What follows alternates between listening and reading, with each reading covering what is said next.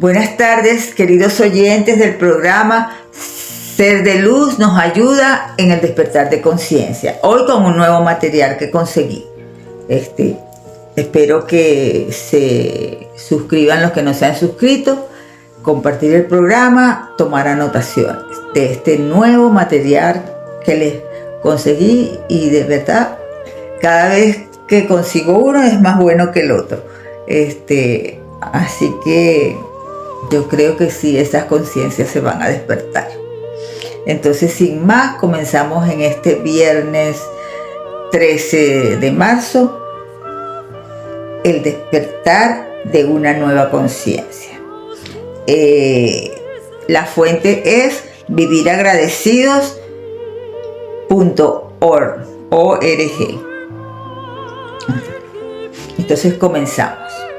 La supervivencia de la humanidad depende del despertar de una nueva conciencia. Ella exige la superación del ego aún en el plano de la espiritualidad. Reflexiones de Eckhart Tolle, que es realmente la fuente, el que escribió el artículo. En la mayoría de las tradiciones religiosas y espirituales antiguas existe la noción común de que el estado normal de nuestra mente está marcado por un defecto fundamental. Sin embargo, de esta noción sobre la naturaleza de la condición humana, la mala noticia se deriva una segunda noción, la buena noticia de una posible transformación radical de la conciencia humana. En las enseñanzas del hinduismo y también en ocasiones del budismo, esa transformación se conoce como iluminación. En las enseñanzas de Jesús es la salvación y en el budismo es el final del sufrimiento. Otros términos empleados para describir esta transformación son de liberación y despertar. El logro más grande de la humanidad no está en sus obras de arte, ciencias o tecnología, sino en reconocer su propia disfunción, su locura. Algunos individuos del pasado remoto tuvieron ese reconocimiento. Un hombre llamado Gautama Siddhartha, quien vivió en la India hace 2600 años, fue quizás el primero en verlo con toda claridad. Más adelante se le confirió el título de Buda. Buda significa el iluminado. Por la misma época vivió en China otro de los maestros iluminados de la humanidad. Su nombre era Lao Tse. Dejó el legado de sus enseñanzas en el Tao Te Ching, uno de los libros espirituales más profundos que haya sido escrito. Reconocer la locura es, por supuesto, el comienzo de la sanación y la trascendencia. En el planeta había comenzado a surgir una nueva dimensión de conciencia, un primer asomo de la florescencia. Esos maestros les hablaron a sus contemporáneos, les hablaron del pecado, el sufrimiento o el desvarío. Les dijeron: examinen la manera como viven, vean lo que están haciendo, el sufrimiento que están creando. Después le hablaron de la posibilidad de despertar de la pesadilla colectiva de la existencia humana normal. Le mostraron el camino. Un número creciente de seguidores de las religiones tradicionales ya dejan de identificarse con la forma para descubrir la profundidad original oculta dentro de su propia tradición espiritual. El mundo no estaba listo para ello y aún así constituyeron un elemento fundamental y necesario del despertar de la humanidad. Era inevitable que la mayoría de sus contemporáneos y las generaciones posteriores no lo comprendieran. Aunque sus enseñanzas eran a la vez sencillas y poderosas, terminaron distorsionando y malinterpretando incluso en el momento de ser registradas por sus discípulos. Con el correr de los siglos se añadió muchas cosas que no tenían nada que ver con las enseñanzas originales, sino que reflejaban un error fundamental de interpretación. Fue así como las religiones se convirtieron en gran medida en un factor de división en lugar de unión. En lugar de poner fin a la violencia y el odio a través de la realización de la unidad fundamental de todas las formas de vida, desataron más odio y violencia, más divisiones entre las personas y también al interior de ellas mismas. Se convirtieron en ideologías y credos con los cuales las personas se pudieron identificar y amplificar su falsa sensación de ser. A través de ellos podían tener la razón y juzgar equivocados a los demás. Y así definir su identidad por oposición a sus enemigos, esos otros, los no creyentes, cuya muerte no pocas veces consideraron justificada. Y aún así, a pesar de todos los actos de locura cometidos en nombre de la religión, la verdad hacia la cual esos actos apuntan continúa brillando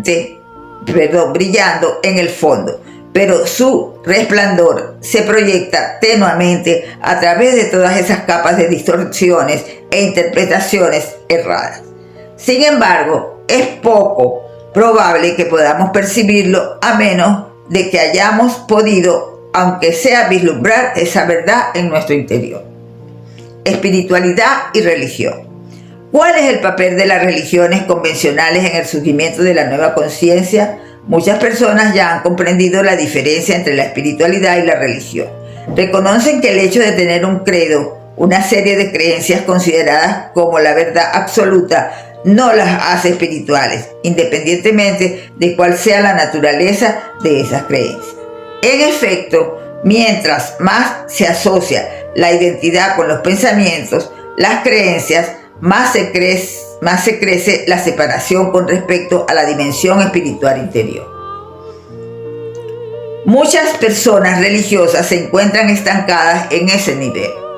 Equiparan la verdad con el pensamiento, y puesto que están completamente identificadas con el pensamiento, su mente se considera las únicas poseedoras de la verdad, en un intento inconsciente por proteger su identidad. No se dan cuenta de las limitaciones del pensamiento a menos que los demás piensen lo mismo que ellas. A sus ojos estarán equivocados y en un pasado no muy remoto habrían considerado justo eliminar a esos otros por esta razón. Hay quienes todavía piensan así en la actualidad.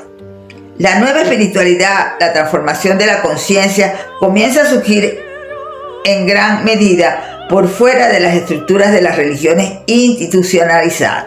Siempre hubo reductos de espiritualidad hasta en las religiones dominadas por la mente, aunque las jerarquías institucionalizadas se sintieran amenazadas por ello y muchas veces trataran de suprimirlo.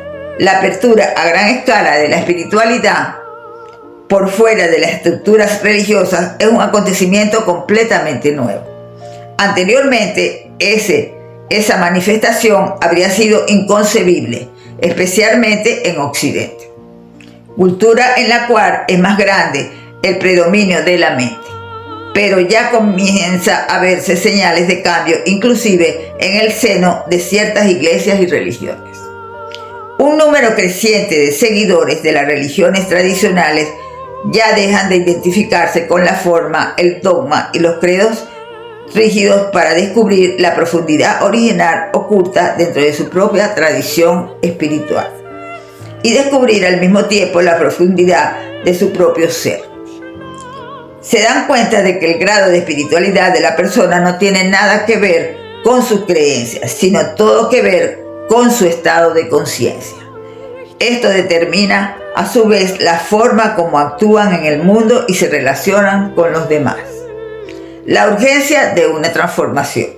La vida, ya sea de una especie o de una forma individual, muere o se extingue, o se impone por encima de las limitaciones de su condición por medio de un salto evolutivo, siempre que se ve enfrentada a una crisis radical, cuando ya no funciona la forma anterior de ser en el mundo o de relacionarse con otras personas de vida y con la naturaleza, o cuando la supervivencia se ve amenazada por problemas aparentemente insuperables. En el corazón mismo de la nueva conciencia está la trascendencia del pensamiento, la habilidad de elevarse por encima de la mente, de reconocer al interior, de ser una dimensión infinita más vasta que el pensamiento. Se cree que las formas de vida que habitan este planeta evolucionaron primero en el mar, cuando todavía no había animales en la superficie de la Tierra. El mar estaba lleno de vida. Entonces, en algún momento, algunas de las criaturas se aventuró a salir a la tierra seca. Quizás se arrastró primero unos cuantos centímetros, hasta que agobiada por la enorme atracción de la gravedad, regresó al agua, donde esta fuerza prácticamente no existe y donde podía vivir con mayor facilidad. Después intentó una y otra vez, hasta que mucho después pudo adaptarse a vivir en la tierra. Desarrolló patas en lugar de aletas y pulmones en lugar de agallas. Parece poco probable que una especie se hubiera aventurado en semejante ambiente desconocido y se hubiera sometido a una transformación evolutiva, a menos que alguna crisis la hubiera obligado a hacerlo. Quizás pudo suceder que una gran zona del mar hubiera quedado separada del océano principal y que el agua se hubiera secado gradualmente con el paso de miles de años, obligando a los peces a salir de su medio ambiente y evolucionar. El desafío de la humanidad en este momento es el de reaccionar ante una crisis radical que amenaza nuestra propia supervivencia. La disfunción de la mente humana egoísta amenaza por primera vez a la supervivencia del planeta. Hasta hace muy poco, la transformación de la conciencia humana, señalada también por los antiguos sabios, era tan solo una posibilidad a la cual tenían acceso apenas unos cuantos individuos aquí y allá, independientemente de su trasfondo cultural o religioso. No hubo un florecimiento generalizado de la conciencia humana, porque sencillamente no era todavía una necesidad apremiante. Una proporción significativa de la población del planeta no tardará en reconocer, si es que no lo ha hecho ya, que la humanidad está ante una encrucijada desgarradora: evolucionar o morir. Un porcentaje todavía relativamente pequeño, pero cada vez más grande, de personas ya está experimentando en su interior el colapso de los viejos egotistas de la mente y el despertar de una nueva dimensión de la conciencia. Si no cambian las estructuras de la mente humana, terminaremos siempre por crear una y otra vez el mismo mundo, con sus mismos males y la misma disfunción. Lo que comienza a aflorar no es un nuevo sistema de creencias ni una religión, ideología espiritual o mitología. Estamos llegando al final no solamente de las mitologías, sino también de la ideología y de los credos. El cambio viene de un nivel más profundo que el de la mente, más profundo que el de los pensamientos. En efecto, en el corazón mismo de la nueva conciencia está la trascendencia del pensamiento, la habilidad recién descubierta de elevarse por encima de la mente, de reconocer al interior del ser una dimensión infinitamente más vasta que el pensamiento. Por consiguiente, ya no derivamos nuestra identidad de ese torrente incesante de pensamientos que confundimos con nuestro verdadero ser, de acuerdo con la vieja conciencia. Es inmensa la sensación de liberación al saber que no soy esa voz que llevo en la cabeza.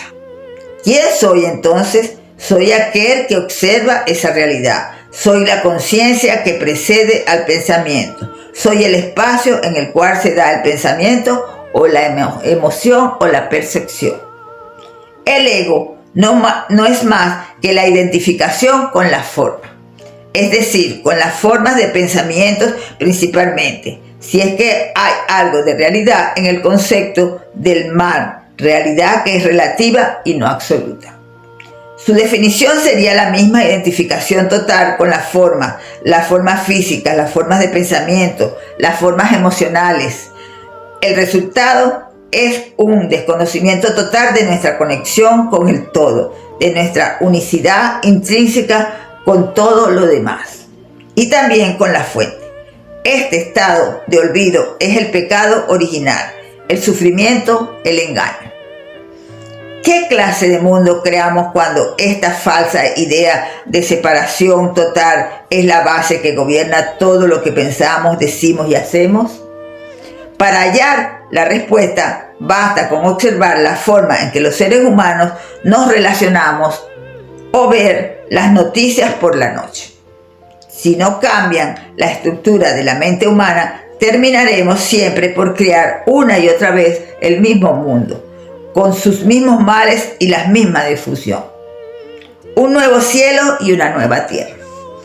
Tanto el Antiguo como el Nuevo Testamento se habla del colapso del orden existente del mundo y el surgimiento de un nuevo cielo y una nueva tierra. Debemos comprender aquí que el cielo no es un lugar, sino que se refiere al plano interior de la conciencia. Por otra parte, la tierra es la manifestación externa de la forma, la cual es siempre un reflejo del interior. La conciencia colectiva de la humanidad y la vida en nuestro planeta están íntimamente conectadas. El nuevo cielo es el florecimiento de un estado transformado de la conciencia humana, y la nueva tierra es la proyección en el plano físico de dicha transformación de la conciencia. La pregunta ¿quién soy? Es una pregunta muy antigua. El ser humano se lo ha preguntado durante miles de años y es una pregunta que también nosotros debemos hacernos en la actualidad. Notemos que hay una diferencia entre decir yo y yo mismo. Algunas veces decimos yo hago esto o yo lo voy a hacer, pero otras veces decimos yo mismo voy a hacer esto. Cuando hay una diferencia entre dos cosas, es importante notar en qué radica la diferencia. En este caso decimos yo mismo cuando queremos enfatizar que hacemos algo con todo nuestro ser. Al yo le añadimos todo nuestro ser. ¿Qué es este ser? He ahí la pregunta crucial. ¿Qué queremos expresar con este ser? Para descubrirlo podemos hacer un experimento, podemos ir hacia nuestro interior, lo cual es una expresión poética, pero que todos podemos entender. Y mirarnos a nosotros mismos. Yo puedo mirarme a mí mismo aquí sentado, hablando con ustedes. Así como ustedes pueden mirarse así a ustedes mismos sentados allí escuchándome. Pueden mirarse ustedes mismos, pueden observarse. Hay algo en nuestro interior que puede mirarnos a nosotros mismos, como si fuéramos dos. Si vamos a lo más profundo de nuestro interior, llegaremos a observar a quien nadie puede observar. Eso es nuestro ser, el ser aquel que observa y que no puede ser observado por nadie.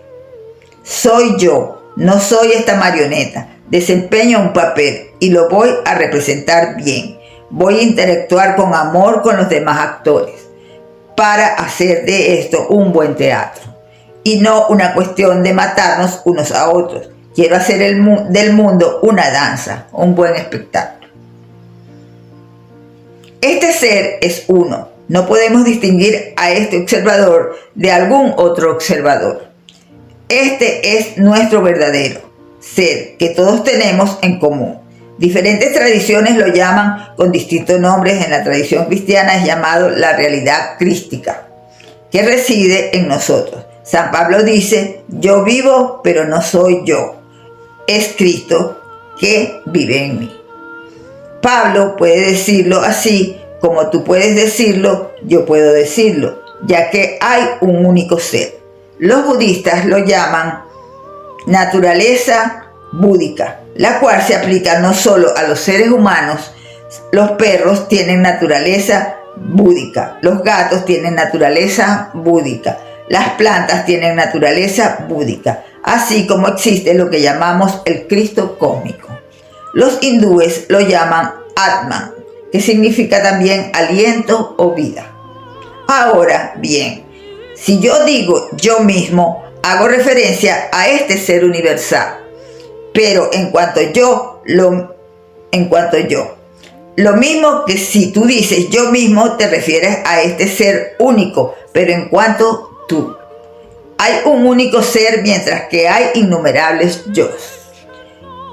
El yo existe en el tiempo y el espacio. El ser existe más allá del tiempo y del espacio. Este ser es tan pleno, tan inagotable, que necesita expresarse a sí mismo una y otra vez en cada yo que existe. Y solo para manifestar el gozo y la plenitud de la vida. Mi yo es absolutamente único, así como tu yo es también absolutamente único. No solo nuestras huellas digitales son únicas, sino que todo nuestro ser es único. Nuestros ancestros, el tiempo y las circunstancias es en la que nacimos. Todo esto determina nuestro yo. ¿Qué es este yo? Podemos identificarlo con el personaje de una obra de teatro. Es el gran teatro del mundo. El ser hace el papel de un sinnúmero de personajes. Es como una madre que juega a las marionetas con sus hijos pequeños. La madre hace el papel del príncipe, luego del dragón, luego el príncipe lucha con el dragón. Pero es una y la misma madre la que actúa para sus niños. Así podemos imaginarnos al mundo como un gran teatro en el que el ser hace el papel de innumerables personajes. Cuando la obra termina, el ser deja las marionetas en la caja y es entonces cuando nuestro tiempo se acaba. Nuestro tiempo, nuestro yo, comienza cuando nacemos y termina cuando morimos.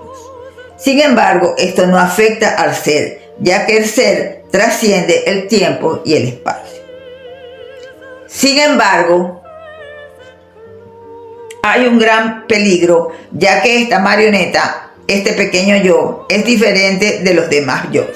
El yo mira a la gran cantidad de otros yos que hay en el mundo y de repente se olvida de su ser y piensa que realmente es el príncipe o la princesa o el dragón o el mago o cualquier otro papel que esté desempeñando. Equivocadamente, el yo se identifica con su papel. Es como un actor que está haciendo el papel de Hamlet y en medio de la obra se olvida de que es un actor y cree que realmente es Hamlet. Podemos decir que en ese momento ese actor se ha vuelto loco. Por eso también podemos decir que todos, muy a menudo, yo diría 50 veces al día, nos volvemos locos. Creemos que somos el papel que estamos desempeñando. El ser desempeña en mí este papel, pero yo lo olvido. Cuando esto ocurre, el yo se transforma en el ego. El ego es ante todo temeroso, ya que al ver tantos otros yo a su alrededor, piensa, me van a hacer daño, son tantos y yo soy tan pequeño comparado con los millones que hay por todos lados.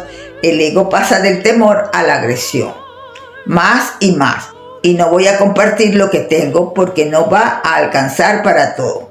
Así es como el yo queda reducido al ego, identificándose con una pequeña marioneta y olvidándose su verdadero ser.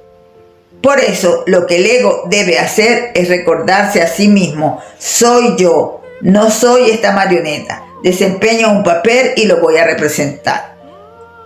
Bien, voy a interactuar con amor con los demás actores para hacer de estos un buen teatro y no una cuestión de matarnos unos a otros.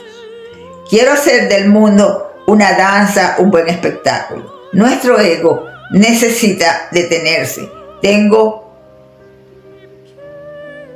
que luego mirar y tomar conciencia de su verdadero ser y luego interactuar con los demás. Necesitamos recordar este panorama del ser que es uno y el mismo para todos, del yo que es un papel que el ser desempeña. Y es del ego en el que puede quedar reducido el yo. Debemos tomar esta idea con seriedad, pero al mismo tiempo como un juego, jugar en el teatro del mundo, sin olvidarnos de que estamos jugando, no encerrarnos en nuestro ego, sino recordar nuestro verdadero ser. Detengámonos con cada tanto a lo largo del día y digámonos, soy yo mismo, recordando lo que esto significa. Primera charla, detenernos, mirar, actuar. Segunda charla, ¿qué, por qué, cómo? Tercera charla, fe, esperanza, amor. Cuarta charla, el ego y nuestro verdadero ser.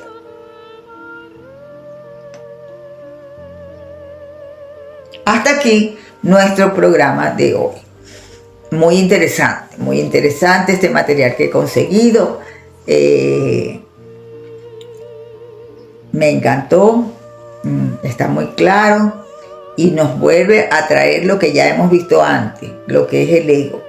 Lo que es el ego, que es un egoísta, es alguien que está pensando solamente en sus intereses, no en los del verdadero ser. Y por eso debemos intentar desterrarlo de nuestra mente, de nuestra conciencia, para que podamos actuar como debemos actuar correctamente.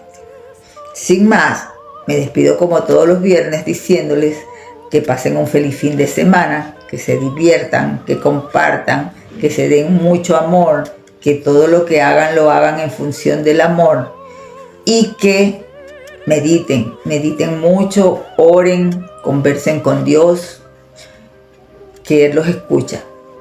Ya se los he dicho en otros programas, yo doy fe de que Dios nos escucha.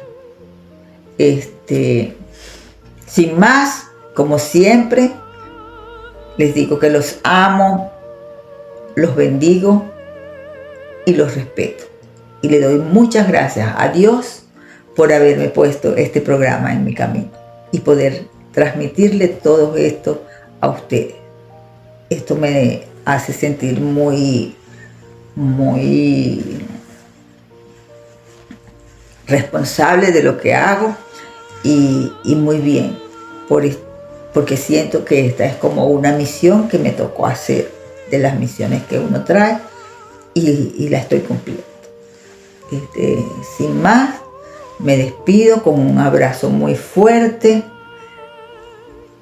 muchos besos y recordándoles que todo lo tenemos aquí en el interior, que no está en los pensamientos, que los pensamientos los debemos dejar atrás y centrarnos aquí, porque todo está aquí, todo.